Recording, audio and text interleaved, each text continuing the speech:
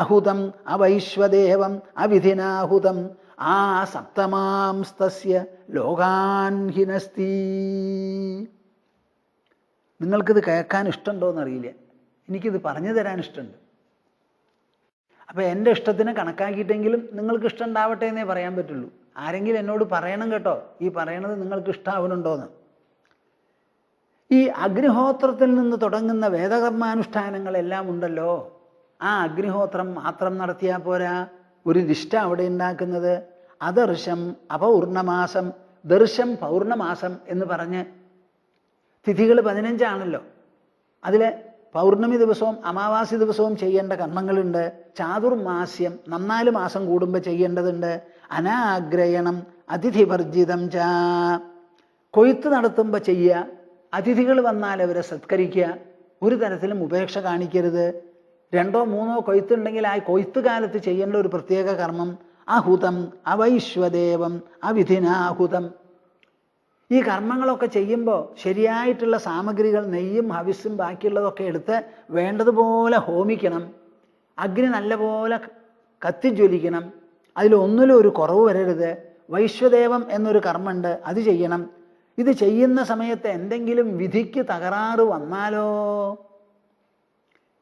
ഇടത്തു ഭാഗത്തതിന് പകരം വലത്തു ഭാഗത്തോ വലത്തു ഭാഗത്തതിന് പകരം ഇടത്തു ഭാഗത്തോ എങ്ങാനും നമ്മൾ ഒഴിച്ചു പോയാലോ, അവിധിനാഹുതം, അങ്ങനെ വന്നാൽ ആ സപ്തമാംസ്തസ്യ ലോകാൻ ഹിനസ്തി, 7 ലോകം വരെ നിങ്ങൾക്ക് കിട്ടാനുള്ളത് മുഴുവനും ഒറ്റ ചെത്ത്. ഞാൻ വിചാരിച്ചു ഇത് എന്ത് ഗ്രഹപ്പഴയാപ്പാ അത്.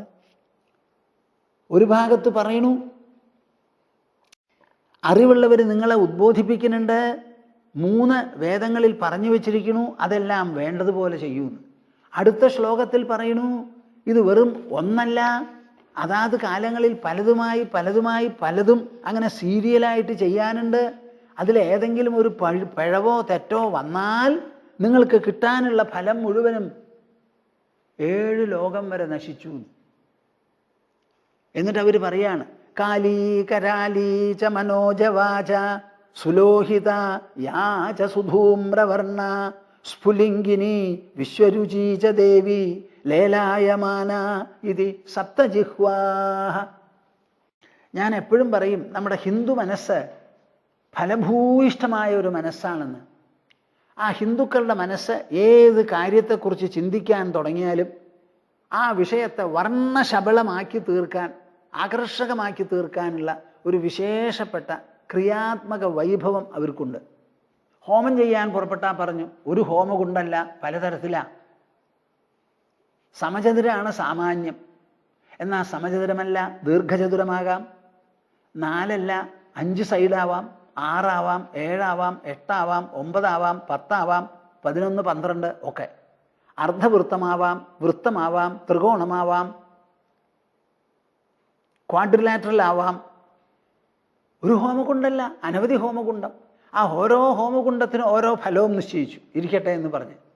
ഒരു ഹോമകുണ്ടല്ലേ, പക്ഷെ പോരാ, അതിന് എത്ര ഇഷ്ടിക വേണം, എത്ര മേഖല വേണം, ഓരോന്നിലും പ്രവേശിക്കുമ്പോൾ എങ്ങനെയാണ്, എന്താ ഇതിൻ്റെയൊക്കെ ഉദ്ദേശം എന്ന് നിങ്ങൾ ആലോചിക്കും. ഉദ്ദേശമോ, അത് ചെയ്യുന്നവൻ്റെ മനസ്സിൽ ശ്രദ്ധ വളർത്തിയെടുക്കുന്നതാണ്. നിങ്ങൾക്ക് എവിടെയും തീപ്പൂട്ടാം, എങ്ങോട്ടും തിരിഞ്ഞു നിൽക്കാം, എങ്ങനെയും വലിച്ചെറിയാമെന്ന് പറഞ്ഞാൽ അത് കാക്ക ചെയ്യുന്നത് ഇതിലും ഭേദമായിട്ട് ചെയ്യും. അപ്പം നിങ്ങൾക്ക് ഹോമിക്കണോ, ശരിയായിട്ടുള്ള ഒരു സ്ഥലത്ത് ആ ഹോമകുണ്ടം ഉണ്ടാക്കണം. അതെങ്ങനെയാ, അതിന് ഇന്നന്ന വ്യവസ്ഥകളുണ്ട്. അപ്പോൾ ഹോമകുണ്ടത്തിനെ പറ്റി പഠിച്ച് ഇന്നന്ന പ്രകാരം ചെയ്യണം എന്ന് വിചാരിച്ച് അത് വേണ്ടതുപോലെ ചെയ്യണം. അതിൻ്റെ ഒരു ചെറിയ അംശമാണ് നമ്മുടെ വിഷ്ണു സഹസ്രനാമ യജ്ഞത്തിൽ ഞങ്ങൾ ചെയ്യുന്നത്. എന്താ ചെയ്യുന്നത്, ഓരോ വിളക്കിനും ഒരു പീഠമുണ്ടാക്കി സമചതുരത്തിൽ, അത് അരിപ്പൊടി കൊണ്ടും മഞ്ഞപ്പൊടി കൊണ്ടും കുങ്കുമം കൊണ്ടും ഒക്കെ അണിയാൻ പറഞ്ഞു. അപ്പം എല്ലാവരും വന്ന്, ഒരാളല്ല, ഇത്തവണ ഞങ്ങൾ നടത്തിയതിൽ 325 വിളക്കാണ് വെച്ചത്. ആ 325 വിളക്കിൽ 325 പീഠമുണ്ടാക്കി അത് മുഴുവൻ അലങ്കരിക്കണം എന്ന് പറഞ്ഞാൽ പ്രൊഫഷണൽസ് അല്ലല്ലോ ഈ വരുന്നത്. കുറേ സ്ത്രീകളും പുരുഷന്മാരും എല്ലാവരും കൂടി ഇത് അലങ്കരിച്ചു. എല്ലാം കഴിഞ്ഞ് ആ വിളക്കൊക്കെ വെച്ച് മാലയൊക്കെ കെട്ടി അവിടെ അങ്ങോട്ട് ചെന്ന് നോക്കിയാൽ നമുക്ക് വൈകുണ്ഠം ഇറങ്ങി വന്ന മാതിരിയാണ് തോന്നുക. എന്തൊരു കാഴ്ചയാണെന്നറിയോ, കൺ കുളിർക്ക കാണാം, ഹൃദയഹരമാണത്. അങ്ങനെ ഒരു കാഴ്ച നിങ്ങളുടെ വീട്ടിലുണ്ടാക്കാൻ പറ്റില്ല. ഒരു സോഫ മേടിച്ചുകൊണ്ട് വന്നു, അവിടെ അത് വെച്ചു ഇത് വെച്ചു. കവിഞ്ഞ് നിങ്ങളൊരു ബോക്കെ മേടിച്ചുകൊണ്ടിരും, അവിടെ വയ്ക്കുക, അത്ര തന്നെ. അപ്പോൾ ദിവ്യത്വത്തിൻ്റെ പേരിൽ, അനുശാസനത്തിൻ്റെ പേരിൽ, അച്ചടക്കത്തിൻ്റെ പേരിൽ, കലാവിഷ്കരണത്തിൻ്റെ പേരിൽ നമുക്ക് പലതും ചെയ്യാൻ പറ്റും. അപ്പോൾ ഒരു ഹോമം നടത്തുക എന്ന് പറഞ്ഞാൽ ആ ഹോമകുണ്ഡം നന്നായിരിക്കണം, അതെപ്പോഴും കത്തിജ്വലിക്കണം. ഒരു പുകയുന്ന ഹോമകുണ്ഡം നമുക്ക് സ്വീകാര്യമല്ല. ഹോമകുണ്ഡത്തിൽ തീയിടുക എന്ന് പറഞ്ഞാൽ തീയിട്ടത് മുതൽക്ക് അതിങ്ങനെ ജ്വലിക്കണം. ആ ജ്വലിക്കാൻ സഹായിക്കുന്നതാണ് നെയ്യ്. നെയ്യ് ഹോമിക്കുമ്പോൾ ഒരു ദുർഗന്ധം ഉണ്ടാവില്ല. എണ്ണ കത്തിയാൽ കുറച്ചൊരു ദുർഗന്ധം ഉണ്ടാവും. നെയ്വിളക്കിന് പുകയില്ലാതെ കത്താൻ പറ്റും, വേണ്ടതുപോലെ കത്തിക്കണം. എണ്ണയാണെങ്കിൽ മഹാവിഷമാണ്. ഇപ്പം ഞാൻ പല സ്ഥലത്തും സംസാരിക്കാൻ പോകുമ്പോൾ ഒരു 5 തിരി മുട്ടാനായിട്ട് 5 തിരിയിടും, എന്നിട്ട് അങ്ങോട്ട് കത്തിക്കും. അടുത്തിരുന്ന് സംസാരിക്കുമ്പോൾ അതിൻ്റെ പുകയൊക്കെ തൊണ്ടയിൽ വന്നിട്ട് എനിക്ക് സംസാരിക്കാൻ വയ്യ. ഇപ്പം പറയേണ്ടി വരികയാണ്, നിങ്ങൾ വിളക്ക് കത്തിക്കുന്നുണ്ടെങ്കിൽ നെയ്വിളക്ക് കത്തിക്കണം കേട്ടോ, എനിക്ക് വയ്യ, തൊണ്ടയിലേക്ക് ഇങ്ങനെ വരിക പുക. പഴയ കാലത്ത് ഉണ്ടായിരുന്നില്ല എന്ന് തോന്നുന്നു, ഇപ്പോൾ അത് തുടങ്ങി. പുക വരാതെ കത്തണം തീനാളം. എന്തിനാ ഈ പുക? പുക കൊണ്ട് നമുക്ക് വല്ല വെളിച്ചം ഉണ്ടാവുമോ? തടയല്ലേ ഉണ്ടാവുള്ളൂ. നാളം നൽകുന്ന വെളിച്ചം പുക തടയുക ചെയ്യുക. അപ്പോൾ പുകയില്ലാതെ കത്തിക്കണം. ഇത് എത്ര പേരോട് പറയണം? തന്ത്രിമാരടക്കം ഉണ്ടാവും, പക്ഷേ പുകയാ. നമ്മുടെ നൈമിഷാരണ്യത്തിൽ ഒരു നല്ല പൂജക്കാരനാണ്. അപ്പം അദ്ദേഹം എന്താ കത്തിര വെച്ചുകൊണ്ടിരിക്കുക. എവിടെയാണോ ആ ചുടര് വന്നത് ഉടനെ കത്തിര കൊണ്ട് ടപ്പ് എന്ന് കത്തിക്കും, അത് കട്ട് ചെയ്യും. കട്ട് ചെയ്യുമ്പോൾ ആ തീ കെടൂല്ല, ആ ചുടര് വന്നത് പോവുകയും ചെയ്യും. നല്ലൊരു പ്രയോഗമാണെന്ന് തോന്നി. പക്ഷെ കത്തിര ഉപയോഗിക്കണു എന്നുള്ളൊരു വിഷമം ചിലപ്പോൾ ഉണ്ടാവാം. എന്നാലും പ്രയോജനം നല്ലതാണല്ലോ. അപ്പം എല്ലാറ്റിലും നിഷ്കർഷ നമുക്ക് ആവശ്യം നമ്മുടെ ശരീരത്തിൻ്റെ ഉള്ളിൽ മനസ്സിലും ബുദ്ധിയിലും കടന്നു ചെന്ന് ചുഴിഞ്ഞങ്ങോട്ട് ഇറങ്ങുകയാണ്. അത് ഇറങ്ങണമെങ്കിൽ ശ്രദ്ധ ദേഹത്തുനിന്ന് പുറപ്പെടുന്നതല്ല, കണ്ണിന്ന് പുറപ്പെടുന്നതല്ല, കൈകാലിൽ നിന്ന് പുറപ്പെടുന്നതല്ല, നേരെ മറിച്ച് ഉള്ളിൽ നിന്ന് വരുന്നതാണ്. അറ്റൻഷൻ. പ്രമാദം എന്നൊരു വാക്ക് ഉപയോഗിക്കുന്നുണ്ട്. എന്താ? ശ്രദ്ധക്കുറവ്, അശ്രദ്ധ. അതാണ് നമുക്കുള്ള നാശഹേതു എന്ത് കാര്യത്തിലും. ഒരു വയലിൽ നാടാണെങ്കിൽ ആ നാട് ശ്രദ്ധയോടുകൂടി നടത്തണം. അതിന് നന്നായി വരമ്പ് വയ്ക്കണം. അത് ഞൗരിയൊക്കെ ഞവർത്ത് അത് നിരപ്പിലാക്കി തീർക്കണം. എന്നിട്ട് ആ നാട് വരിയായിട്ട് നന്നായിട്ട് ചെയ്യണം. ശ്രദ്ധ കുറഞ്ഞാൽ ഒന്നും നന്നായിരിക്കില്ല. ഇത് നമ്മൾ നല്ല പോലെ മനസ്സിലാക്കേണ്ടതാണ്. അപ്പം ഇവിടെ പറയുകയാണ്, ആദ്യം പറഞ്ഞു അതാത് കാലത്ത് ചെയ്യാനുള്ള കർമ്മങ്ങളും കൂടി വേണ്ടതുപോലെ ചെയ്തില്ല എന്നുണ്ടെങ്കിൽ എന്തു തന്നെ വേദകർമ്മങ്ങൾ ചെയ്താലും 7 ലോകം വരെയുള്ള നേട്ടങ്ങൾ മുഴുവനും അങ്ങോട്ട് പോകുന്നു. എന്നിട്ട് പറയാണ്, കാലീ കരാലീ ച മനോജവാച സുലോഹിത യാച സുധൂമ്രവർണ സ്ഫുലിംഗിനി വിശ്വരുചീച ദേവി ലേലായമാന ഇതി സപ്തജിഹ്വാഹ. ഇതാണ് ഞാൻ പറഞ്ഞ ഹിന്ദു മനസ്സ് വളരെ വിളക്കൂറുള്ളതാണെന്ന്. അപ്പം ആ അഗ്നി കത്തി അങ്ങോട്ട് ജ്വലിക്കുമ്പോൾ പല ആകൃതിയോടും കൂടി ഇങ്ങനെ ജ്വലിച്ചു വരും. നമ്മൾ ഉപയോഗിക്കുന്ന സാമഗ്രികളനുസരിച്ച് അതിന് നിറഭേദവും ഉണ്ടാവും. അപ്പം അഗ്നിക്ക് 7 നാവാണത്രേ. കേൾക്കുന്നുണ്ടോ നിങ്ങൾ? കാലീ കരാലീ ച മനോജവാച. കാലി സാധാരണ കറുത്തത്, കരാലി എന്ന് പറഞ്ഞാലോ ഭയങ്കരമായിട്ടുള്ളത്. കത്തുന്ന തീയൊന്ന് നല്ല പോലെ നോക്കൂ. ചിലപ്പോഴൊക്കെ അത് സുന്ദരമായിരിക്കും, ചിലപ്പോഴോ ഭയാനകമാവും, ചിലപ്പോഴോ പുകയും കികയും ഒക്കെ ആയിട്ട് കറുത്തിരേണ്ടതാവും. അങ്ങനെ പലതരത്തിലുള്ള നിറങ്ങൾ അവിടെ കാണാം. ആ കത്തി ജ്വലിക്കണതോ നെയ്യങ്ങൾ ഒഴിച്ചാൽ ടപ്പ് അങ്ങോട്ട് പൊന്തും. മനസ്സിനോളം വേഗതയുള്ളതാ. സുലോഹിത, നല്ല തുടുത്ത വർണ്ണമുള്ളത്. സുധൂമ്രവർണ്ണ, പുകയുടെ വർണ്ണമുള്ളത്. സ്ഫുലിംഗിനി, മിന്നിത്തിളങ്ങുന്നത്. വിശ്വരുചീച ദേവി, വിശ്വരുചീച ദേവി, വിശ്വത്തെ മുഴുവൻ പ്രകാശിക്കുമാറുള്ള ഒരു നില, അങ്ങനെ ദിവ്യമായിട്ടുള്ളത്. ലേലായമാന ഇതി സപ്തജിഹ്വാഹ. ഇങ്ങനെ 7 നാക്കുകളാണത്രേ അഗ്നിക്ക്. അതിങ്ങനെ നീങ്ങി പൊന്തി ഇങ്ങനെ വന്നുകൊണ്ടിരിക്കുന്നു. അപ്പോൾ ഒരു ഹോമകുണ്ഡം നല്ലോണം കത്തിജ്വലിച്ച് അതിൻ്റെ മുക്കിൽ നിന്നും മൂലയിൽ നിന്നും നടുക്കിൽ നിന്നും 4 ഭാഗത്തിൽ നിന്നും എല്ലാം തന്നെ തീ ഇങ്ങനെ പുറപ്പെട്ടു വരണം. അങ്ങനെ പുറപ്പെട്ടു വരുമ്പോൾ ഇങ്ങനെ പരന്ന ഒരു പാത്രം പോലെ അങ്ങോട്ട് ആയിത്തീരുമത്. അവിടെ എന്തു വേണം? ഏതേഷു യശ്ചരതേ ഭ്രാജമാനേഷു യഥാകാലം ചാഹുതയോ ഹ്യാദദായൻ തം നയന്ത്യേത സൂര്യസ്യ രശ്മയോ യത്ര ദേവാനാം പതിരേകോധിവാസഃ. ഏതേഷു യശ്ചരതേ ഭ്രാജമാനേഷു യഥാകാലം ചാഹുതയോ ഹ്യാദദായൻ. ഹോമിക്കുന്ന സമയത്ത് അവിടെ അഗ്നി ജ്വലിക്കാതെ ഇരിക്കരുത്. നല്ലോണം ജ്വലിക്കുന്ന സ്ഥലത്ത് വേണം ഹോമം ചെയ്യാൻ. അതിനാണ് ആ സ്രവമുണ്ടല്ലോ അതിങ്ങനെ നീട്ടി വയ്ക്കണത്. നമ്മുടെ ഭാഗത്ത് ഒരു 2-2.5 അടി ചതുരത്തിലെങ്കിലും ഹോമകുണ്ടുണ്ടാവും. വലിയ ഹോമകുണ്ടാണെങ്കിൽ ഒരു 4 അടി ചതുരെങ്കിലും വേണം. അപ്പം ആ 4 അടിയിൽ നമുക്ക് അങ്ങോട്ട് എത്താൻ പറ്റില്ല. കയ്യ് തീ ഉണ്ടല്ലോ, ചൂടാവും, കുറച്ച് ഒഴിഞ്ഞിരിക്കണം.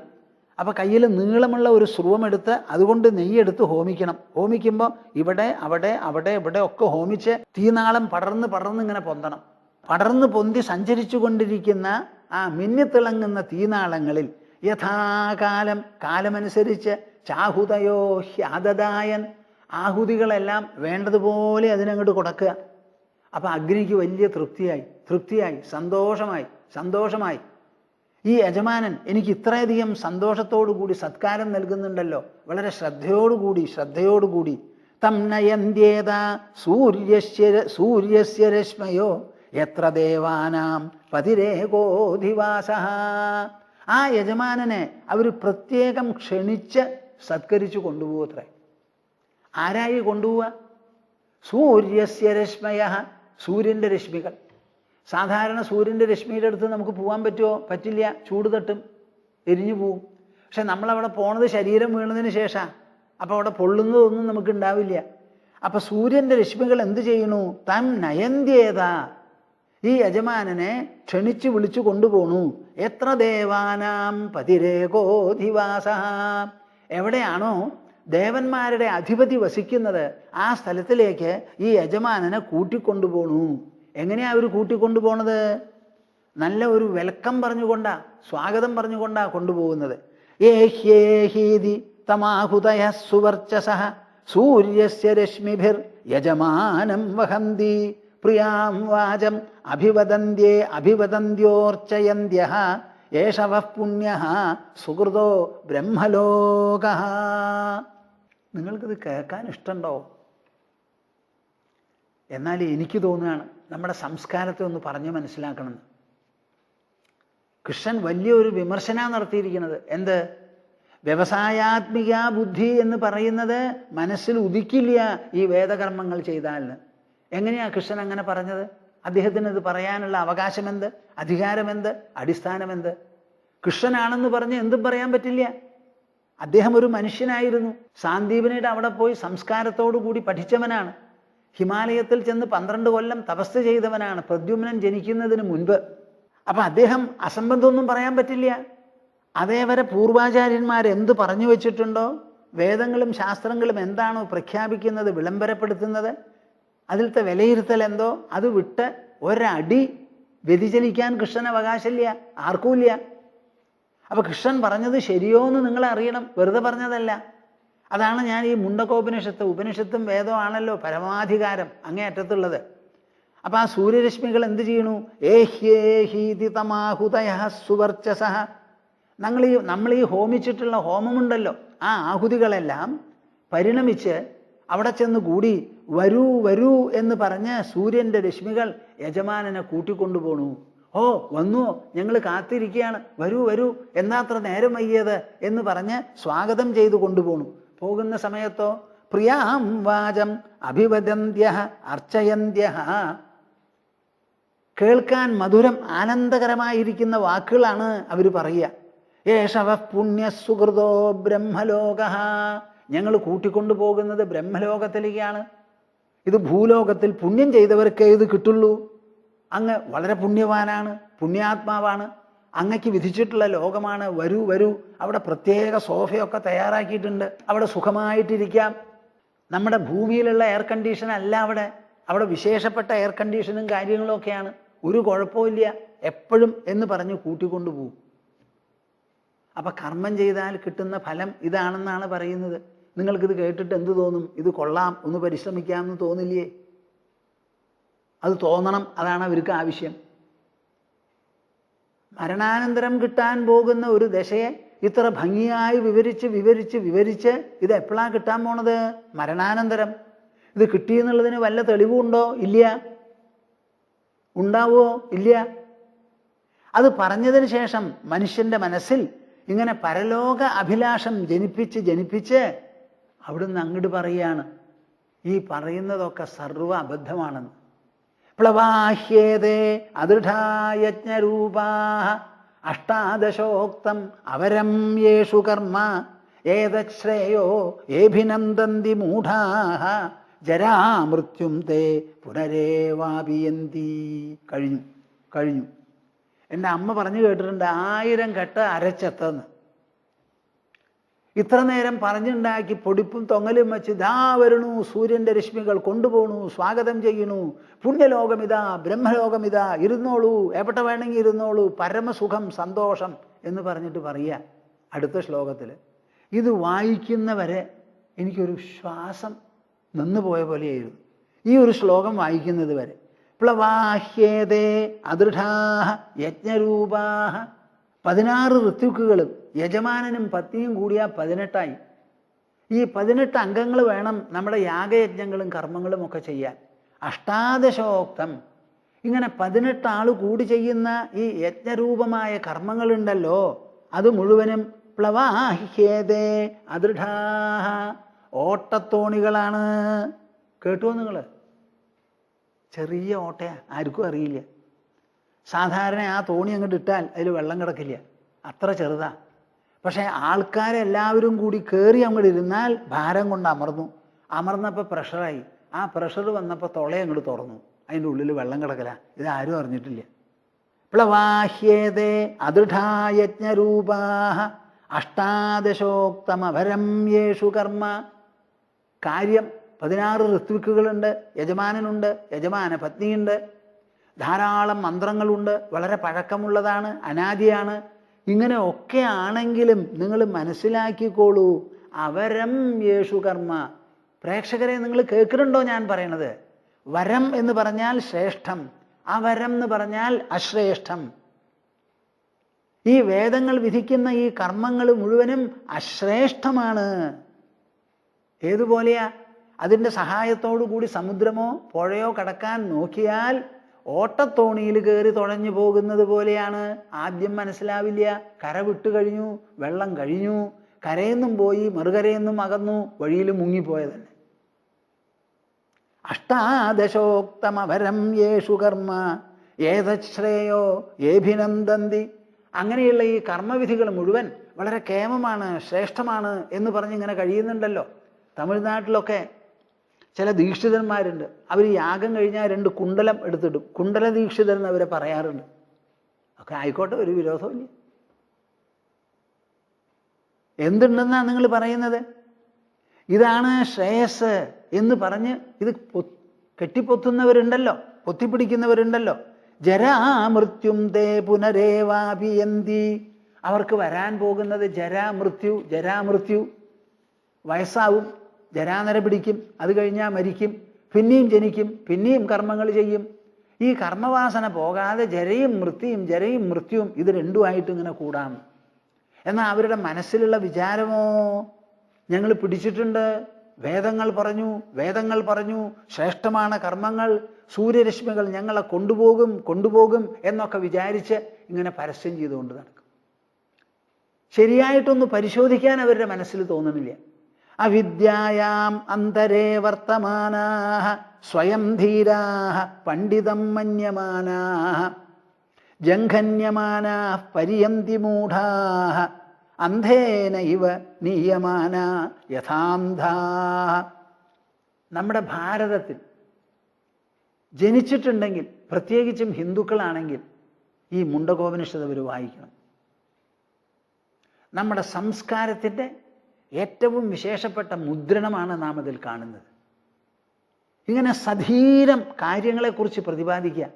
വേദങ്ങളുടെ ഭാഗമാണ്, അവസാന ഭാഗമാണ് ഉപനിഷത്ത്.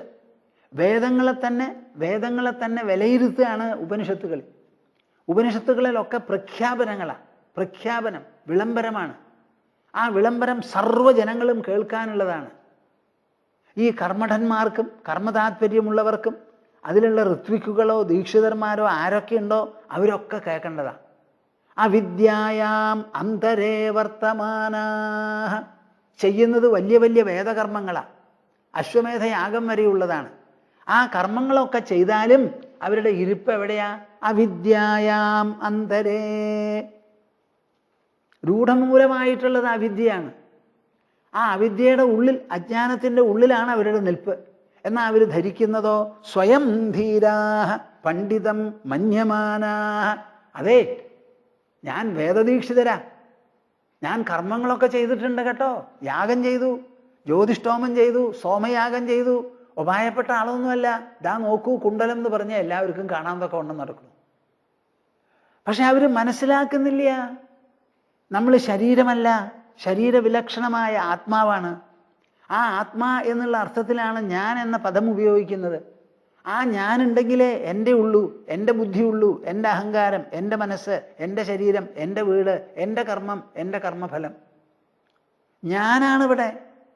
ആ ഞാൻ ഇതൊന്നും അഭിലഷിക്കുന്നതോ ആവശ്യപ്പെടുന്നതോ അല്ല. അങ്ങനെ ചിന്തിക്കാൻ അവർക്ക് പറ്റുന്നില്ല. നേരെ മറിച്ച് ഈ വർണ്ണശബളമായ വേദപ്രഖ്യാപനങ്ങളും അത് നൽകുന്ന വാഗ്ദത്തങ്ങളും നിങ്ങളെ സൂര്യരശ്മി കൂട്ടിക്കൊണ്ടുപോകും, ബ്രഹ്മലോകത്തിലേക്ക് കൂട്ടിക്കൊണ്ടുപോകും. അവിടെ പഞ്ഞല്ല, അവിടെ ഒരു കുഴപ്പമില്ല, അങ്ങനെ ജീവിക്കാം എന്ന് പറയുമ്പോൾ ആരാ അത് കണ്ടാള്? ഇത് ആവശ്യമുണ്ടോ നമുക്ക്?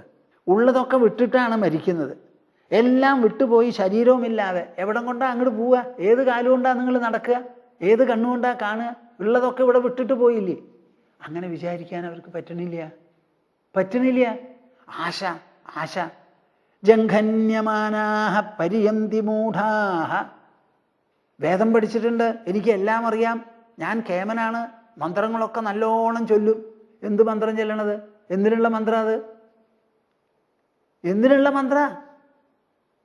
മനുഷ്യന് പ്രബോധമുണ്ടാവാനോ വിശേഷബുദ്ധി ഉണ്ടാവാനോ ഉള്ള മന്ത്രങ്ങൾ ഏതെങ്കിലും അവർ ചൊല്ലി പഠിച്ചോ? ഉപനിഷത്ത് വരെ എത്തിയോ? ഉപനിഷത്ത് വായിച്ച് പഠിച്ചോ? അപ്പോൾ ജംഘന്യമാനാഹ, പ്രപഞ്ചത്തിലുള്ള ഒരു ദുഃഖവും അവർക്ക് ഇല്ലാതെയാവുന്നില്ല. ജരാനരയുണ്ട്, മരണമുണ്ട്. പര്യന്തി മൂഢാഹ, അതിൻ്റെ ഉള്ളിൽ കിടന്നിങ്ങനെ സഞ്ചരിക്കുക. ഏതുപോലെ? അന്ധേനൈവ നീയമാന യഥാന്ധാഹ. ഒരു കുരുടൻ, മഹാഭാവം, അതിന് കാണില്ല, കാണാതെ ഇങ്ങനെ ഇരിക്കുക. അങ്ങനെ നടക്കുമ്പോൾ വേറൊരാൾ എന്ത് ചെയ്തു? ഒരു കുരുടൻ, അയാൾ വന്ന് കൈ പിടിച്ചു. ആ കൈ പിടിച്ചിട്ടുള്ള ആൾ കുരുടനാണോ എന്ന് നോക്കാൻ ഈ കുരുടന് പറ്റില്ലല്ലോ. പക്ഷെ അയാൾ പറയാ, ഞാൻ തന്നെ കൂട്ടിക്കൊണ്ടുപോവാ, എൻ്റെ കൈ പിടിച്ചോളൂ എന്ന്. രണ്ടാളും കൂടി നടക്കാൻ തുടങ്ങിയാലോ? ഒരു കുരുടൻ തന്നെ പോയാൽ 2 കാലേ പതറുള്ളൂ, ഇപ്പം 4 കാലും പതറും. അപ്പോൾ ഒരു കുരുടനെ നയിക്കുന്നൊരു മറ്റൊരു കുരുടനെ പോലെ, കുരുടനാൽ നയിക്കപ്പെട്ട മറ്റൊരു കുരുടനെ പോലെയാണ് അവരുടെ സ്ഥിതി. ഇതിലധികം വിമർശനമുണ്ടോ? നിങ്ങൾ ആലോചിച്ച് നോക്കൂ. അവിദ്യായാം ബഹുധാ വർത്തമാനാഹ വയം കൃതാർത്ഥ ഇത്യഭിമന്യന്തി ബാലാഹ യത് കർമ്മിണോ ന പ്രവേദയന്തി രാഗാത് തേനാതുരാഹ ക്ഷീണലോകാശ്ചവന്തേ. അവിദ്യായാം ബഹുധാ വർത്തമാനാഹ. അവിദ്യയുടെ ഉള്ളിൽ പലതരത്തിലുള്ള കർമ്മങ്ങളും അനുഷ്ഠാനങ്ങളുമായി ചെയ്തിങ്ങനെ കഴിഞ്ഞുകൂടുക. എന്നാലോ കർമ്മം ചെയ്തു, ഞാൻ ഫലമൊക്കെ എനിക്ക് കിട്ടും എന്നുള്ളൊരു കൃതാർത്ഥത മനസ്സിലുണ്ടെങ്കിലും ആ കൃതാർത്ഥത ഒരു അഭിമാന രൂപത്തിലുള്ളതൊഴികെ വാസ്തവമായിട്ടുള്ള ഒരു അഭിമാനം അവർക്കില്ല. യത് കർമ്മിണോ ന പ്രവേദയന്തി രാഗാത്. ഈ വേദകർമ്മങ്ങളെല്ലാം ഓട്ടത്തോണികളാണ് എന്നുള്ളൊരു ധാരണ അവർക്ക് വരുന്നില്ല. എന്താ കാരണം? ഉള്ളിലെ ഉത്കടമായ ശക്തമായ ആശയുണ്ട്, കാമമുണ്ട് അവർക്ക്. ആ കാമം കിടന്ന് കളിക്കുന്നത് കൊണ്ട് അവിടെ പറയുന്ന പ്രസ്താവനകളൊന്നും മനസ്സിൽ തട്ടുന്നില്ല. വേദങ്ങൾ തന്നെയാണ് ഈ പറയുന്നത് മുഴുവൻ. അപ്പം അപ്പുറത്ത് പറഞ്ഞ കാര്യങ്ങളിൽ ആകർഷണം തോന്നി, അതിനെ വിമർശിച്ചുകൊണ്ട് കൊള്ളരുതാത്തതാണെന്ന് ഇപ്പുറത്ത് പറയുമ്പോൾ മനസ്സ് അത് സ്വീകരിക്കണ്ടേ? പക്ഷേ സ്വീകരിക്കുന്നില്ല. എന്താ കാരണം? ആശ. തേനാതുരാഹ, അതുകൊണ്ട് ദുഃഖിതരായി. ക്ഷീണലോകാഹ, ഒരു ലോകവും അവർക്ക് കിട്ടാതെ. ച്യവന്തേ, താഴത്ത് വീണു പോണു. ഇതാണ് അവരുടെ സ്ഥിതി. നിങ്ങൾക്കിത് കേട്ടിട്ട് എന്ത് തോന്നുന്നുണ്ടാവും? ഇഷ്ടാപൂർത്തം മന്യമാനാവരിഷ്ടം നാന്യശ്രേയോ വേദയന്തേ പ്രമൂഢാഃ നാഗസ്യ പൃഷ്ഠേ തേ സുഹൃതേ അനുഭൂത്വ ഇമം ലോകം ഹീനതരം വാ വിശന്തി. ഇങ്ങനെയുള്ള കർമ്മങ്ങളൊക്കെ ചെയ്ത് വേദകർമ്മങ്ങളെ 2ആയിട്ട് തിരിക്കാം. പലർക്കും ഒരു അഭിപ്രായമുണ്ട്. എന്താ? നമ്മുടെ വേദങ്ങളൊക്കെ പറയുന്നത് ഭഗവാനും ദേവീദേവതകൾക്കും വേണ്ടി കർമ്മം ചെയ്യാൻ മാത്രമേ പറയുന്നുള്ളൂ. ഉള്ളതൊക്കെ അഗ്നിയിൽ കൊണ്ട് ഹോമിക്കുക, അത് മാത്രമേ വേദങ്ങൾ നിർദ്ദേശിക്കുന്നുള്ളൂ എന്നാ. തെറ്റിദ്ധരിക്കേണ്ട കേട്ടോ. നമ്മുടെ വേദങ്ങളിൽ 2 കൂട്ടം കർമ്മങ്ങളാണ്. ഒന്ന് ഇഷ്ടം, പിന്നെ ഒന്ന് പൂർത്തം. ഇഷ്ടം എന്ന് പറയുന്നതാണ് ഈ യാഗയജ്ഞങ്ങളും അഗ്നികർമ്മങ്ങളുമെല്ലാം. പൂർത്തം എന്ന് പറഞ്ഞാലോ അവിടെ ശ്രദ്ധ മുഴുവനും നമ്മുടെ ചുറ്റുമുള്ള സമാജത്തിന് സഹായമാകാവുന്ന എന്തെല്ലാം പ്രവൃത്തികളുണ്ടോ അതാണ്. ഇത് രണ്ടിനും തുല്യ പ്രാധാന്യമാണ് വേദം നൽകുന്നത്. അപ്പോൾ നിങ്ങൾ വിചാരിക്കരുത് social service is A new concept of the modern world. ഒരിക്കലും വിചാരിക്കരുത്. സമാജ സേവനം എന്ന് പറയുന്നത് ആധുനികന്മാരുടെ പുതിയ ഒരു സങ്കല്പമാണെന്ന് പ്രത്യേകിച്ചും ഈ ദാനധർമ്മമൊക്കെ നടത്തുന്നവർക്ക് അങ്ങനെ ഒരു ഹുങ്കുണ്ട്. അത് ശരിയല്ല. ഇപ്പോഴും നിങ്ങൾ പുറത്തു പൊക്കോളൂ, വടക്കേ ഇന്ത്യയിലൊക്കെ കയ്യിൽ പണമുണ്ടെന്ന് വെച്ചാൽ അവർ വലിയ ഒരു കുളമാണ് അത്രേ കെട്ടുക. താഴ്ന്ന പ്രദേശം നോക്കി വലിയ ഒരു കുളം ഉണ്ടാക്കും. ആ കുളത്തിൽ ധാരാളം വെള്ളം മഴക്കാലത്ത് വന്ന് കയറും. കയറിക്കഴിഞ്ഞാൽ അതിൽ നിന്ന് അവർക്ക് വയലുകൾക്ക് എടുത്തുകൊണ്ട് പോവാം. ആ കുളം ഉണ്ടാക്കാനായിട്ട് അവർ ചെയ്യണത് എന്താണെന്ന് വെച്ചാൽ നാട്ടിലുള്ള ജോലിക്കാരെ മുഴുവൻ വിളിക്കും, അവർക്ക് ഭക്ഷണം കൊടുക്കും. അവരുടെ ജോലിക്ക് പ്രതിഫലം ഭക്ഷണം മാത്രമേ ഉള്ളൂ. എന്നാലും അത് കുറവാണല്ലോ. 100 കണക്കിന് 1000 കണക്കിന് ആൾക്കാരുണ്ടെങ്കിലേ ഈ ജോലി തീരുള്ളൂ. അപ്പം നമ്മുടെ ഭാഷയിൽ എന്തൊക്കെയാണ്? ആദ്യമായിട്ട് നിരത്തുകളുടെ വക്കുകളിൽ തണലിന് വേണ്ടി വൃക്ഷങ്ങൾ വെച്ച് പിടിപ്പിക്കുക. തലയിൽ ചുമന്ന് കൊണ്ടുപോയിക്കൊണ്ടിരുന്നു പഴയ കാലത്ത്. ഞാൻ എൻ്റെ ചെറുപ്പകാലത്തും തലയിൽ ചുമന്ന് പോയിട്ടുണ്ട്. ഗോതമ്പ് പൊടിപ്പിക്കാനും നെല്ല് കുത്താനും ഒക്കെ പോയിട്ടുണ്ട്. അപ്പോൾ കുറേ കഴിഞ്ഞാൽ തല ചുടുമ്പോൾ എന്ത് ചെയ്യും? ഇങ്ങനെ 2 എണ്ണം ഉണ്ടാവും അവിടെ. ആ 2 എണ്ണത്തിൻ്റെ മുകളിൽ 2 കല്ല് നാട്ടിയിട്ട്, കൊത്തിയിട്ട കല്ലിൻ്റെ നാട്ടിയിട്ട് ഇങ്ങനെ ഒരെണ്ണം വെച്ചിട്ടുണ്ടാവും. ഇതിന് പേര് അത്താണിന്നാണ്. നിങ്ങൾ കേട്ടിട്ടുണ്ടോയെന്ന് എനിക്കറിയില്ല. ആ അത്താണി എന്ന് പറഞ്ഞാൽ ഏതാണ്ട് നമ്മുടെ തലയുടെ ഉയരത്തിലാണ് മുകളിലത്തെ കല്ല്. ഈ കല്ലുകൊണ്ട് കെട്ടണത് എന്താ? അത് കേടുവരില്ല, അതിന് ശുശ്രൂഷയും വേണ്ട. ചുമന്നിങ്ങനെ കൊണ്ടുപോകുമ്പോൾ തലേന്ന് എടുത്ത് അവിടെ വയ്ക്കും. കുറേ നേരം അവിടെ നിന്നാൽ തലയൊക്കെ ഒന്ന് ചൂടാറി കഴിഞ്ഞാൽ അത് തന്നെത്താനെ പരസഹായമില്ലാതെ കയറ്റി അങ്ങോട്ട് കൊണ്ടുപോകാം. ഇതിനാണ് അത്താണി എന്ന് നമ്മൾ പറയുക. പിന്നെ വഴിയമ്പലത്തിൽ മനുഷ്യർക്ക് പഴയ വേനൽക്കാലത്ത് വെള്ളം കൊടുക്കുക. ഞങ്ങളുടെ നാട്ടിലൊരു വഴിയമ്പലം ഉണ്ടായിരുന്നു. ആ വഴിയമ്പലത്തിൽ വേനൽക്കാലത്ത് സംഭാരം കൊടുക്കും. ഇത്തവണ നമ്മുടെ ഐകുന്ന് പാണ്ഡവഗിരിയിൽ പൊങ്കാല മഹോത്സവം നടന്നതിന് പല ആൾക്കാരും വന്നു. ഈ പൊങ്കാല എങ്ങനെയാണെന്ന് വെച്ചാൽ തുറന്ന സ്ഥലത്ത് വേണം പൊങ്കാലയിടാൻ. കാറ്റും വെയിലും ഭൂമിയും എല്ലാം അങ്ങനെ തട്ടിക്കൊണ്ട് വേണം. ആരും വിചാരിക്കരുത് ഒരു കാനപ്പി ഉണ്ടാക്കി അതിൻ്റെ ഉള്ളിൽ നിന്ന് ഇടുകയെന്ന്. ആ തപസ്സായില്ല.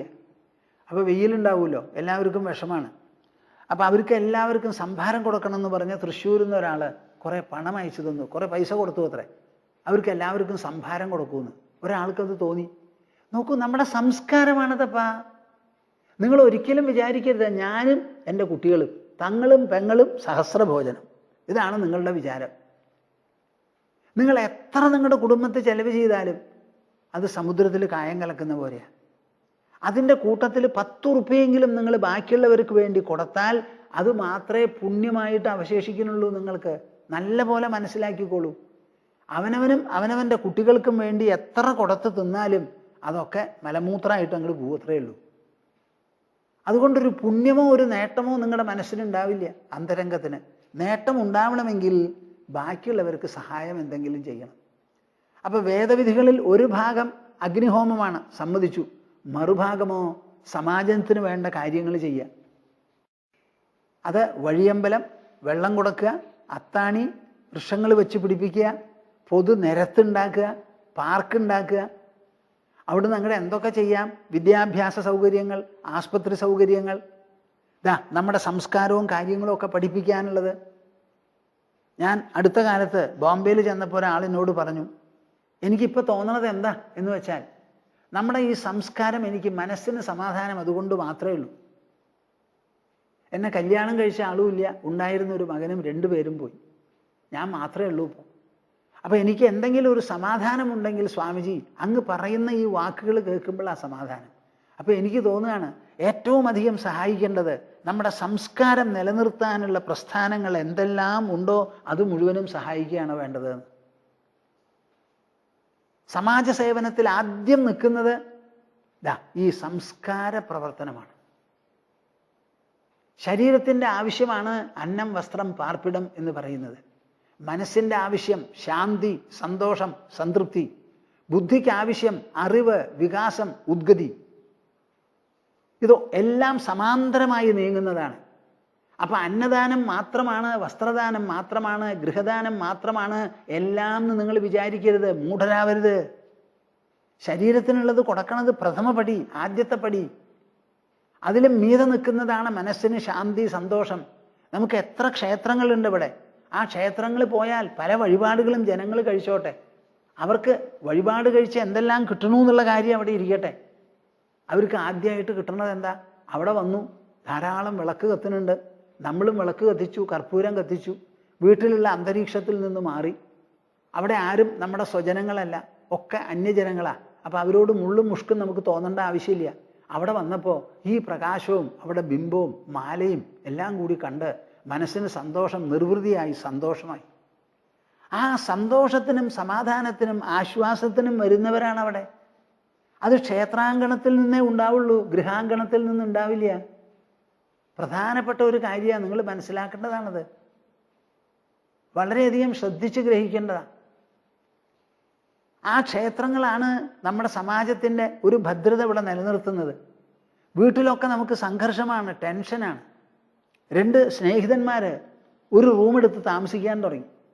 താമസിച്ച് തുടങ്ങി 6 മാസം, 1 കൊല്ലം കഴിയുമ്പോഴേക്കും 2 പേര് തമ്മിൽ മിണ്ടാൻ്റെ.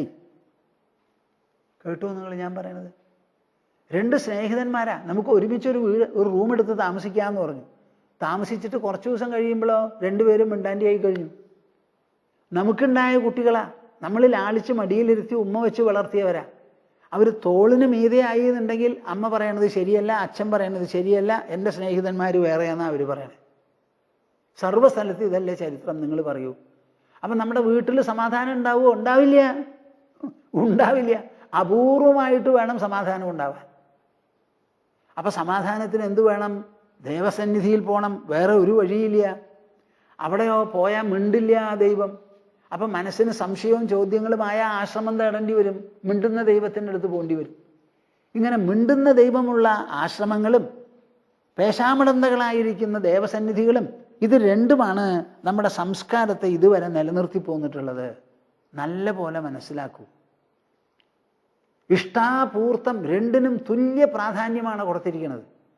അപ്പം ക്ഷേത്രത്തിൽ പോകുന്ന ഭക്തജനങ്ങളോട് ഞാനിതാ പ്രത്യേകം ഉദ്ബോധിപ്പിക്കുന്നു, നിങ്ങൾ വിചാരിക്കരുത് ഒരിക്കലും ഈ ദൈവകാര്യങ്ങൾക്ക് ചെയ്യുന്നത് മാത്രമാണ് ധാർമ്മിക ജീവിതത്തിൻ്റെ ഭാഗം എന്ന്. ദൈവകാര്യങ്ങൾക്ക് ചെയ്യുന്നത് പോലെ സമാജത്തിൻ്റെ ആവശ്യത്തിന് വേണ്ടി നിങ്ങൾ ലിബറലായി ഉദാരമായി കൊടുക്കാൻ പഠിക്കൂ. സഹായിക്കേണ്ട ആവശ്യങ്ങൾ പലതും ഉണ്ടാവാം. നിങ്ങളുടെ തന്നെ അകന്ന ബന്ധുക്കളിൽ ഏതെങ്കിലും ഒരു കുട്ടിക്ക് ഉയർന്ന വിദ്യാഭ്യാസം വേണം, വീട്ടിൽ സൗകര്യമില്ലെങ്കിൽ കൊടുക്കൂ, പൈസ അയച്ചങ്ങോട്ട് കൊടുക്കൂ. എനിക്ക് അറിയുന്ന കല്യാണസുന്ദരം എന്ന് പറഞ്ഞ ഒരു സാധകനുണ്ട്. അദ്ദേഹം കായംകുളത്തോ മറ്റുമാണ് താമസിക്കുന്നത്. ഞാനായിട്ട് ഇത്തിരി താല്പര്യവും ബന്ധമൊക്കെ ഉള്ള ആളാണ്, ആശ്രമത്തിലൊക്കെ വന്നു പോവാറുണ്ട്. അപ്പം അദ്ദേഹത്തിന് എന്തോ കാരണത്താൽ ഈ ട്രൈബലായിട്ടുള്ള ചില സ്ഥലങ്ങളിൽ പഠിക്കുന്ന കുട്ടികളെ പഠിപ്പിക്കുന്ന അതോടുകൂടി ബന്ധപ്പെട്ട ആളാണ്. അപ്പം 10ഉം 12ഉം ക്ലാസ് കഴിഞ്ഞാൽ കുട്ടികൾ അവിടുന്ന് പോവും. അതിൽ ചിലരൊക്കെ പോയി ഉയർന്ന വിദ്യാഭ്യാസം MCA BCA ഒക്കെ പഠിക്കുന്നുണ്ട്. അങ്ങനെ ചില കുട്ടികളെ ഇവിടെ പറഞ്ഞയക്കും. അവർക്ക് ഇംഗ്ലീഷൊക്കെ മനസ്സിലാകാൻ ഒരു സൗകര്യമാണ്, സ്വാമിജിയുടെ അടുത്ത് പോവുക, ആശ്രമത്തിൽ ഇരിക്കുമെന്ന്. ചില കുട്ടികളൊക്കെ ഇവിടെ വരാറുണ്ട്, 3-4 കുട്ടികൾ. അപ്പോൾ ആ കുട്ടികൾ ഇവിടെ വന്നാൽ ഭക്തിയോട് കൂടിയൊക്കെ ഇരിക്കും. MCA പഠിക്കുന്നവരോ എഞ്ചിനീയറിംഗ് സ്റ്റുഡൻസൊക്കെ ആവും, തർക്കടമൊന്നുമില്ല. അപ്പോൾ അവർ പറയുകയാണ്, ഞങ്ങളുടെ കോഴ്സ് മുഴുവനാക്കാനായിട്ട് കുറച്ച് പൈസ വേണം. എത്ര പൈസ വേണം? 4000 റുപ്യ വേണം. ഇപ്പോൾ കമ്പ്യൂട്ടർ കിറ്റൊക്കെ മേടിക്കാൻ ഒരു 5000 വേണം.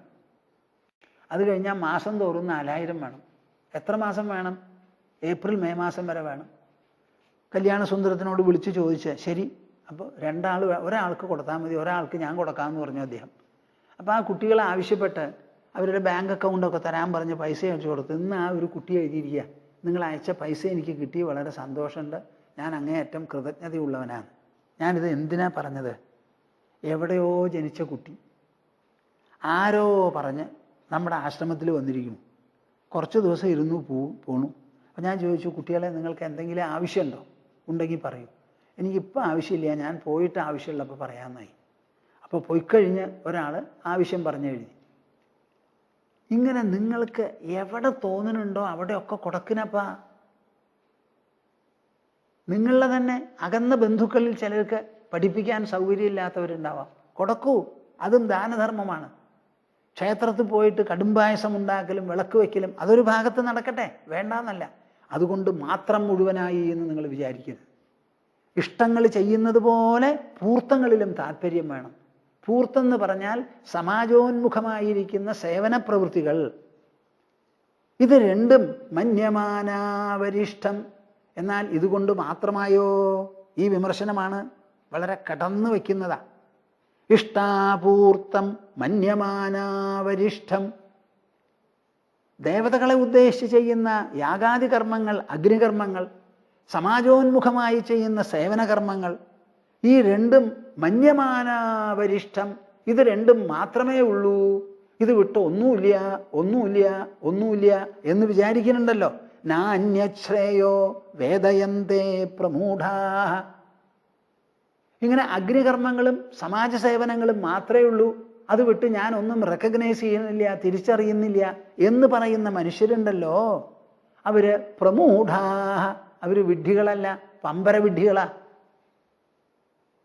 ഇതൊക്കെ പറയുന്ന വേദം, ഉപനിഷത്ത് അപ്പുറത്ത് വേറെ ചില കാര്യങ്ങൾ പറയുന്നുണ്ട്. എടോ മനുഷ്യ, ഇങ്ങനെയുള്ള കർമ്മങ്ങളോ സേവനങ്ങളോ ഒന്നുമല്ല അവസാനം തനിക്ക് വേണ്ടത്. തനിക്ക് വേണ്ടത് തൻ്റെ ഉള്ളിലേക്കുള്ള കണ്ണാണ്.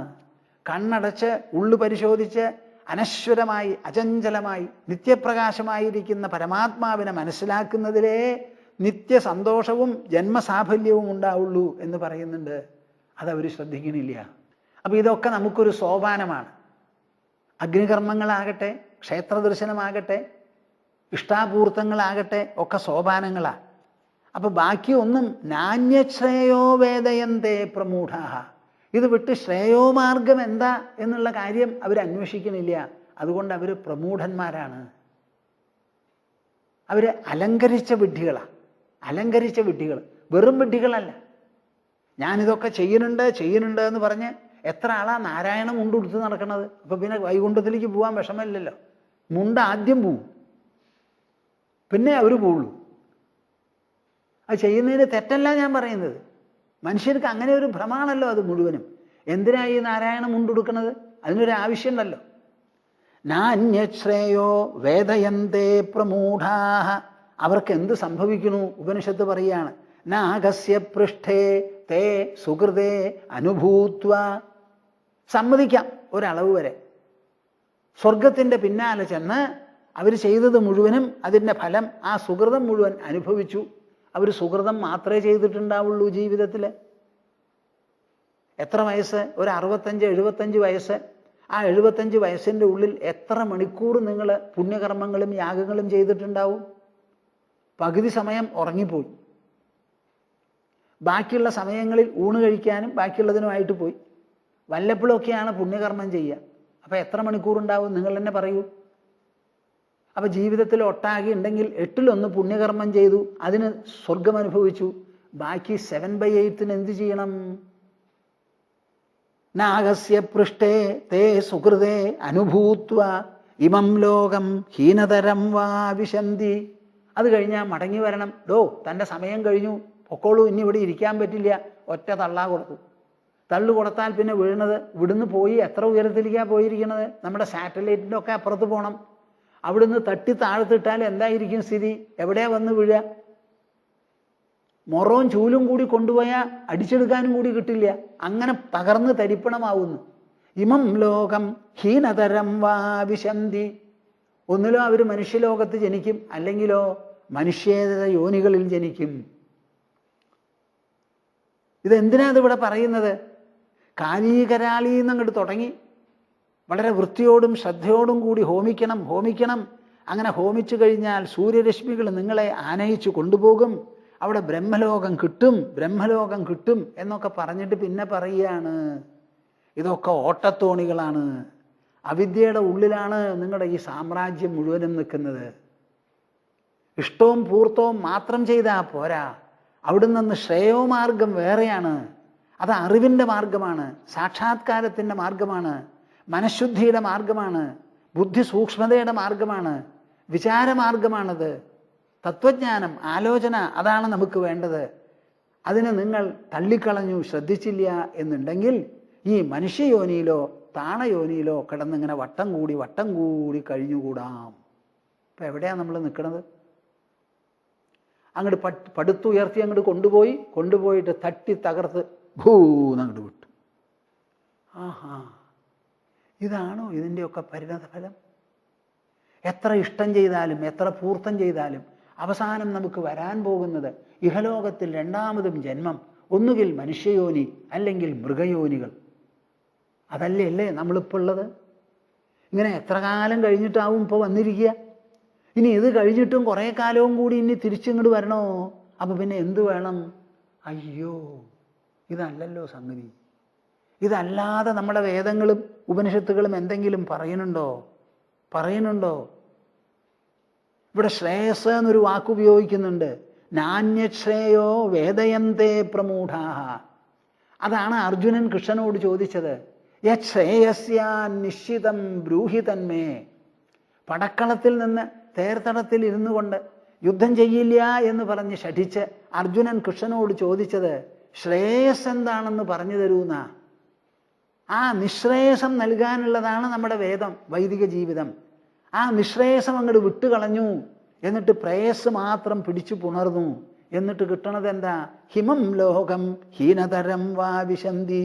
ഈ ലോകമോ ഇതിനേക്കാൾ ഹീനലോകമോ ആണ് കിട്ടാൻ പോകുന്നത്. അയ്യോ, ഇത് ശരിയല്ലല്ലോ. ഈ വൈരാഗ്യം ജനിപ്പിക്കാനാണ് കൂട്ടരെ ഈ ചർച്ച മുഴുവനും. ഈ വൈരാഗ്യം, ഈ പറയുന്ന പൊടിപ്പും തൊങ്ങലും ഒന്നും അവസാനം നമുക്ക് ഉപയുക്തമല്ല, സഹായിക്കില്ല. ഇത് വിട്ട് എന്തോ ഒന്ന് നേടാനുണ്ട്. ആ നേട്ടം മുകളിലല്ല, ചോട്ടിലല്ല, അത് അന്യമല്ല, അത് അവനവൻ്റെ ഉള്ളിലാ. അത് മനസ്സിലാക്കാൻ ഞാൻ എന്തു വേണം എന്ന് പറഞ്ഞ് ശൗനകൻ അങ്കിരസൻ്റെ അടുത്ത് പോയ മാതിരി വലിയ ഒരു പരിതാപം മനസ്സിലങ്ങോട്ട് വന്നുകൂടുക. അതാണ് വൈരാഗ്യം എന്ന് പറയുന്നത്. ആ വൈരാഗ്യം ജനിപ്പിക്കാനാണ് ഈ വിവരണം മുഴുവൻ നൽകിയത്. അങ്ങനെ ഇത് പറഞ്ഞു കേട്ടാൽ പിന്നെ ഒരുത്തൻ എന്തു വേണം? പരീക്ഷ ലോകാൻ കർമ്മജിതാൻ ബ്രാഹ്മണോ നിർവേദമായാന്നാസ്ത്യകൃതകൃതേന തദ്വിജ്ഞാനാർത്ഥം സ ഗുരുമേവാഭിഗച്ഛേത് സമിത്പാണി ശ്രോത്രിയം ബ്രഹ്മനിഷ്ഠം. എന്തൊരു ശ്ലോകം അതെന്നറിയോ? ഈ ശ്ലോകം സാധാരണ ബ്രഹ്മചാരികളും സന്യാസിമാരുമാണ് ട്രഡീഷണലായിട്ട് പാരമ്പര്യമനുസരിച്ച് ചൊല്ലുക. ഈ ഒരു ശ്ലോകം സർവ്വ ആൾക്കാരും പഠിക്കണം. പരീക്ഷ ലോകാൻ കർമ്മജിതാൻ ബ്രാഹ്മണോ നിർവേദമായാന്നാസ്ത്യകൃതകൃതേന തദ്വിജ്ഞാനാർത്ഥം സ ഗുരുമേവാഭിഗച്ഛേത് സമിത്പാണി ശ്രോത്രിയം ബ്രഹ്മനിഷ്ഠം. ഈ ശ്ലോകങ്ങൾ വായിച്ചപ്പോൾ എൻ്റെ ശ്വാസം നേരെ പോയി. ഇത് വായിക്കുന്നത് വരെ എനിക്ക് വല്ലാത്തൊരു വീർപ്പുമുട്ടായിരുന്നു. എടോ, ഇതെന്താ അത് കഥ? എന്താ ഈ പറയണേ? നമ്മുടെ വേദങ്ങളൊക്കെ വളരെ പവിത്രങ്ങളാണല്ലോ. അന്ന് ഞാൻ എൻ്റെ ഗുരുവിൻ്റെ അടുത്ത് പോയി ദീക്ഷ മേടിച്ച് പുസ്തകം വായിക്കില്ല, ശാസ്ത്രം വായിക്കില്ല, എനിക്ക് വായിക്കാൻ തോന്നണില്ല, ഞാൻ ധ്യാനിക്കുക മാത്രമേ ചെയ്യുള്ളൂ എന്ന് പറഞ്ഞപ്പോൾ, ആയിക്കോ, നിനക്ക് വായിക്കാനുള്ള പുസ്തകം തന്നെ നിൻ്റെ ടേബിളിൽ വരും, മേശയിൽ വരും എന്ന് പറഞ്ഞ് വന്നതാണ് ഈ മുണ്ടകോപനിഷത്ത്. 1.5 കൊല്ലോ 2 കൊല്ലോ കഴിഞ്ഞ് അതങ്ങോട്ട് വായിച്ച് ഇതിലെന്താ പറയണത്? പരീക്ഷ ലോകാൻ കർമ്മജിതാൻ ബ്രാഹ്മണോ. വിചാരശീലമുള്ള മനുഷ്യൻ എന്തു വേണം? മനഃശുദ്ധിയുള്ളവൻ. പരിശോധിച്ചു നോക്കണം. എന്തിനെ പരിശോധിച്ചു നോക്കണം? കർമ്മജിതാൻ ലോകാൻ. വളരെ വിശേഷപ്പെട്ട വൈദിക കർമ്മങ്ങൾ ചെയ്ത് നാം സമ്പാദിക്കുന്നതും നേടുന്നതും നമുക്ക് വരാൻ പോകുന്നതായ ലോകം എങ്ങനത്തതാ? സൂര്യൻ്റെ രശ്മികൾ ഏഹ്യേഹീരി വരൂ എന്ന് പറഞ്ഞ് നല്ല വാക്കുകളോടുകൂടി അഭിനന്ദനങ്ങളോടുകൂടി കൊണ്ടുപോകുന്ന ശ്ലോകം എങ്ങനത്തെ ലോക? അത് വിട്ട് താഴത്തേക്ക് വരേണ്ട ലോകാണ്. ഇപ്പൊ തന്നെ നമ്മൾ അങ്ങനെ താഴത്തല്ലേ ഇരിക്കണത്. ഇനി ഇവിടുന്ന് പൊന്തിപ്പോയി രണ്ടാമത് വീഴാൻ നിൽക്കണോ? അപ്പം നമ്മൾ ഈ വേദവിധികളോ കർമ്മവിധികളോ ഒക്കെ അവസാനം എവിടെയാ കൊണ്ട് ചാടിക്കണത്? ഈ മാതിരിയുള്ള നമ്മുടെ ശരീരം നശ്വരം, ലോകം നശ്വരം, നമ്മുടെ പദാർത്ഥങ്ങൾ നശ്വരം, നമ്മൾ ചെയ്യുന്ന കർമ്മങ്ങളും നശ്വരം. അങ്ങനെ നശ്വര വസ്തുക്കൾ കൊണ്ട് ഒരു ശാശ്വത ലാഭം എടുക്കാൻ പറ്റുമോ? പറ്റില്ലല്ലോ. ശാശ്വത ലാഭത്തിനുള്ള വഴി നശ്വരതയിൽ നിന്ന് രക്ഷപ്പെടലാണ്. നശ്വര കർമ്മങ്ങൾ വഴി ഒരു ശാശ്വത ലാഭം ഉണ്ടാവില്ല. പരീക്ഷ്യ ലോകാൻ കർമ്മജിതാൻ ബ്രാഹ്മണോ നിർവേദമായാത് നാസ്തി അകൃതകൃതേന. വേദങ്ങൾ മുഴുവൻ വായിക്കുക, ഉപനിഷത്തുകളും വായിക്കുക. വായിച്ചതിന് ശേഷം എനിക്ക് കർമ്മം വേണോ അതോ കർമ്മമല്ലാത്ത മറ്റേത് വേണോ എന്നിരുന്ന് ആലോചിക്കണം. അങ്ങനെ ആലോചിപ്പിക്കുന്നതാണ് ഇവിടെ ആവശ്യം. ഈ പറയുന്ന കർമ്മങ്ങൾ മുഴുവൻ അനുഷ്ഠിച്ച് വയസ്സായി വിരക്തി വരണമെന്നില്ല. അത് വായിച്ചു നോക്കിയാൽ നിങ്ങളുടെ മനസ്സിൽ എന്ത് വിരക്തി വരുമോ അത് മതി. വേദങ്ങളുടെ ഉദ്ദേശം ജ്ഞാനം ഉപദേശിക്കലാണ്, വിജ്ഞാനപ്രദമാണത്, വിജ്ഞാപകമാണ്. അപ്പം അത് വായിച്ചോളൂ. ഞാനിത് വായിച്ച് ഈ ശ്ലോകത്തിലെത്തിയപ്പോൾ എനിക്ക് മനസ്സിലായി നമ്മൾ അവലംബിച്ചിട്ടുള്ള മാർഗം തന്നെയാണ് ശരി. സദ്ഗുരുവിൻ്റെ അടുത്ത് ചെന്നു, ഉപദേശം മേടിച്ചു, ധ്യാനം തുടങ്ങി. ഇതന്നെയാണല്ലോ മുണ്ടകോപനിഷത്ത് പറയണത്. ലോകാൻ പരീക്ഷ്യ കർമ്മജിതാൻ ലോകാൻ ബ്രാഹ്മണ നിർവേദമായാത്. അവ എല്ലാറ്റിനോടും വൈമനസ്യം തോന്നണം. ന അസ്തി അകൃതകൃതേന. നശ്വരമായ ദേഹം വെച്ചുകൊണ്ട് എത്ര നശ്വര കർമ്മങ്ങൾ ചെയ്താലും എനിക്ക് അനശ്വരത കൈവരില്ല. അനശ്വരത കൈവരണമെങ്കിൽ ഈ നശ്വരതയിൽ നിന്ന് ഒഴിഞ്ഞു മാറണം. അത് ഇരുട്ടിൽ വെളിച്ചം കാണുന്ന പോലെയുള്ള ഒരു പ്രക്രിയ. ഇരുട്ടുണ്ടെന്ന് പറഞ്ഞ് എത്ര കുടഞ്ഞാലും ഇരുട്ട് പോവില്ല. ഇരുട്ടല്ലാത്തൊരു സാധനം അവിടെ കൊണ്ടുവരണം, പ്രകാശം. അപ്പോഴേ ഇരുട്ടില്ലാതെ ആവുള്ളൂ. അതെങ്ങനെയാ കിട്ടുക? നമ്മൾ കണ്ടിട്ടില്ല, കേട്ടിട്ടില്ല, എന്താണ് ഈ പ്രകാശം എന്നുള്ളത് അറിയില്ല. അപ്പം അങ്ങനെ വരുമ്പോൾ എന്തു വേണം? തദ്വിജ്ഞാനാർത്ഥം, അത് മനസ്സിലാക്കാൻ വേണ്ടി സഹ ഈ വൈമനസ്യം വന്നവൻ ഗുരുമേവ അഭിഗച്ഛേത്, ഒരു സദ്ഗുരുവിൻ്റെ അടുത്ത് ചെന്ന് ശരണം പ്രാപിക്കണം. സമിത്പാണി ശ്രോത്രിയം ബ്രഹ്മനിഷ്ഠം. ആ സദ്ഗുരു എങ്ങനത്തവനാവണം? ശ്രോത്രിയം ബ്രഹ്മനിഷ്ഠം. നമ്മുടെ ശ്രുതി എന്ന് പറഞ്ഞാൽ വേദങ്ങൾ.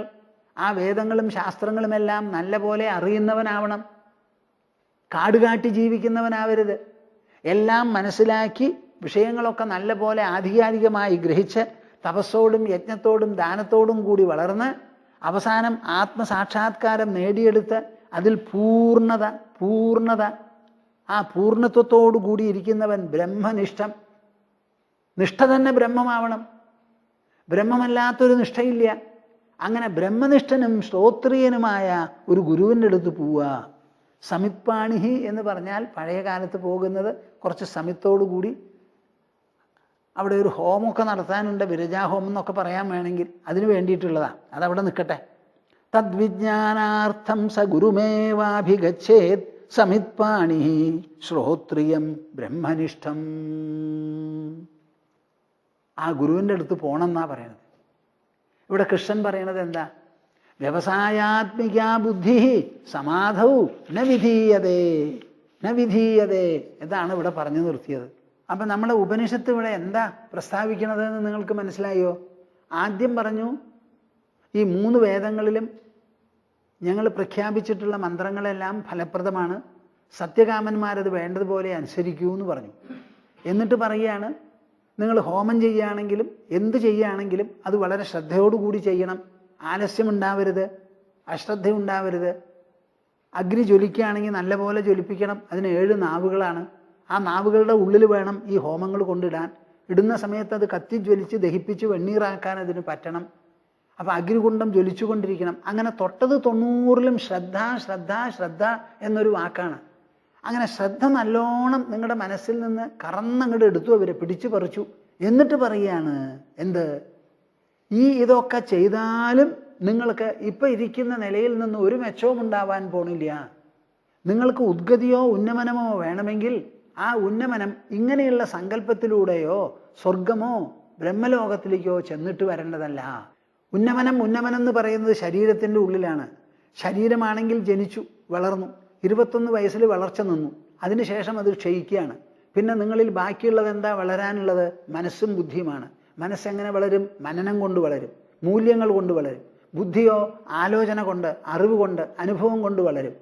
അപ്പം മനസ്സും ബുദ്ധിയും അടങ്ങുന്ന ഉൾവ്യക്തിത്വത്തെ പോഷിപ്പിക്കാൻ അതിൻ്റെ പോഷണങ്ങൾ വേണം നൽകാൻ. ആ പോഷണത്തിൽപ്പെട്ടതാണ് വിവേകം, വൈരാഗ്യം എന്ന് പറയുന്ന രണ്ട് ഗുണം.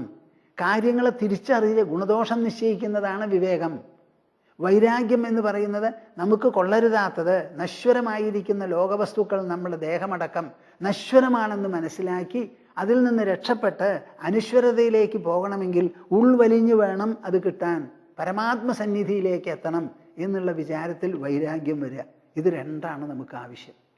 ആ വൈരാഗ്യമാണ് കൃഷ്ണനും വളർത്തിയെടുക്കുന്നത്. ഇവിടെ യാമിമാം പുഷ്പിതാം വാചം എന്ന് പറഞ്ഞു തുടങ്ങിയ ശ്ലോകത്തിൽ നിന്ന് കാമാത്മാനഃ സ്വർഗപരാഃ ജന്മകർമ്മഫലപ്രദാം ക്രിയാവിശേഷ ബഹുലാം ഭോഗൈശ്വര്യഗതിം പ്രതി ഭോഗൈശ്വര്യപ്രസക്താനാം തയാപഹൃതചേതസാം വ്യവസായാത്മികാ ബുദ്ധി സമാധൗ ന വിധീയതേ. കൃഷ്ണന്റെ ഭാഷയിൽ പറയുകയാണ്, ഞാൻ അർജുനന് പറഞ്ഞ് മനസ്സിലാക്കി തരുന്ന ആ നിശ്ചയാത്മിക ബുദ്ധി ഈ കർമ്മകാണ്ഡം ആചരിച്ചത് കൊണ്ട് വരുമെന്ന് വിചാരിക്കരുത്. ഒരിക്കലും വരില്ല. അതിനുള്ള വഴി വിചാരമാർഗമാണ്, വിവേകമാർഗമാണ്, ആലോചനയാണ്. ശാസ്ത്രങ്ങളെ മുഴുവൻ നല്ലപോലെ വായിച്ച് മനസ്സിലാക്കി എല്ലാം ഓട്ടത്തോണിയാണെന്നറിഞ്ഞ് അതിൻ്റെ പിന്നാലെ പോകാതെ നല്ലത് മനസ്സിലാക്കാൻ വേണ്ടി നീ എന്നോട് ചോദിച്ചത് മാതിരി ശ്രേയസ് എന്ത് എന്ന അന്വേഷണത്തോടു കൂടി സദ്ഗുരുവിൻ്റെ അടുത്ത് ചെല്ലണം. ഇപ്പോഴെങ്കിലും നിനക്ക് എന്നോട് ചോദിക്കാൻ തോന്നിയല്ലോ, ഞാൻ പറഞ്ഞ് മനസ്സിലാക്കി തരാം. ഇതേ ഞാൻ കൃഷ്ണൻ നിന്റെ കൂടെ എത്ര കാലമായി നടക്കണു ഇരിക്കണു. ഓരോരിക്കലും നീ ആവശ്യപ്പെട്ടത് വേറെ ഘടകങ്ങളാണ്. ഈ യുദ്ധക്കളത്തിൽ വന്ന് യുദ്ധം ചെയ്യാൻ പറ്റാതെ ഒരു ദുർബലത വന്നപ്പോൾ, മോഹം വന്നപ്പോൾ മാത്രമാണ് ചുട്ടുനീറണു കൃഷ്ണ, എനിക്ക് യുദ്ധം ചെയ്യാനുള്ള ശക്തിയില്ല, ഈ യുദ്ധത്തിൽ ജയിച്ച് സ്വർഗം കിട്ടും, രാജ്യം കിട്ടും എന്ന് പറഞ്ഞിട്ട് കാര്യമില്ല, ഇതിൽ മരിച്ചു വീണാൽ സ്വർഗം കിട്ടുമെന്ന് പറഞ്ഞിട്ട് കാര്യമില്ല, എന്നെ നീറ്റുന്ന ദുഃഖം നീക്കാൻ അങ്ങയ്ക്ക് വേറെ വല്ലതും കയ്യിലുണ്ടെങ്കിൽ പറഞ്ഞു തരൂ എന്ന് പറഞ്ഞ് എൻ്റെ അടുത്ത് ചോദിച്ചില്ലേ. ഇങ്ങനെയുള്ള അന്വേഷണം കൊണ്ട് മാത്രമേ വൈദിക ജീവിതം സാഫല്യത്തിലേക്ക് നയിക്കൂ. ഇതാണ് ഇവിടുത്തെ സമസ്യ. അത് നിങ്ങൾ മനസ്സിലാക്കണം. അതുകൊണ്ട് എന്തു വേണം? ത്രൈഗുണ്യ വിഷയാവേദ നിസ്ത്രൈഗുണ്യോ ഭവാർജുന നിർദ്വന്ദ്വോ നിത്യസത്വസ്ഥോ നിർയോഗക്ഷേമ ആത്മവാൻ.